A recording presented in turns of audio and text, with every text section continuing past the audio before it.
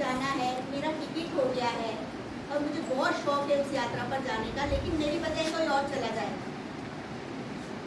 मैं खुश हो जाऊंगी? नहीं होगा, क्योंकि वो यात्रा तो वो देखेगा ना कि वो खुश होगा। तो इसी तरह मैं जो हूँ, मेरा जो जीवन है, इसको खुश रखने की जिम्मेदारी किसकी है?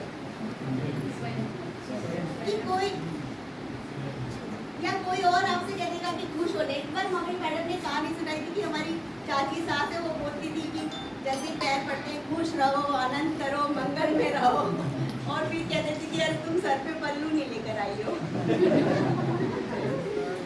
तो उनके कहने से मैं आनंद में हो गई क्या?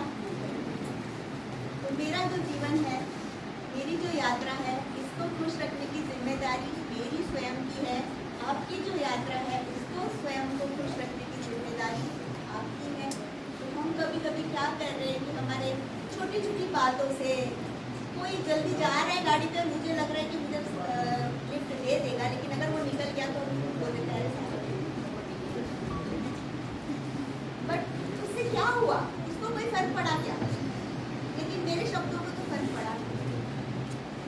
यही कहना चाहूंगी कि छोटे छोटे चीजें, बहुत सारे, किसी ने दिल दुखा दिया, यहाँ तक कि हम कभी कभी सब्जी में अगर नमक कम हो जाए तो सब्जी बनाने वाले को दोष दे डालते कि अरे तुमने सब्जी इतनी बेकार बनाई।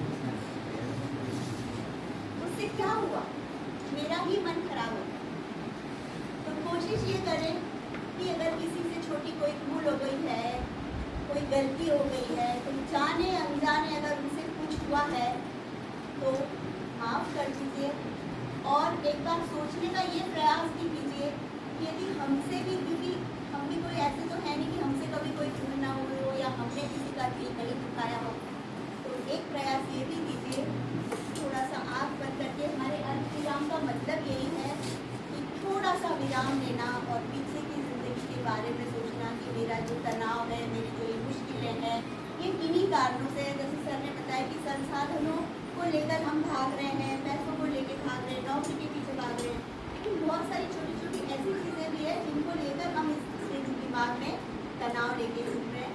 तो जहाँ पर लगता है कि किसी से कोई भूल हो गई है, कभी कभी 2-2 साल तक रिश्ते खत्म, बात नहीं करते, गुस्सा हो जाते हैं, कोशिश कीजिए जहाँ पर कहीं पर आपके अगर कोई संबंध खराब हो गए हैं, उनकी तरफ से अगर कोई भूल हुई है तो सच्चे दिल से माफ़ कर दीजिए। और यदि आपको लगता है कि आपकी वजह से ऐसा कुछ हुआ है तो सॉरी कह दीजिए। सॉरी कहना बहुत मुश्किल काम है,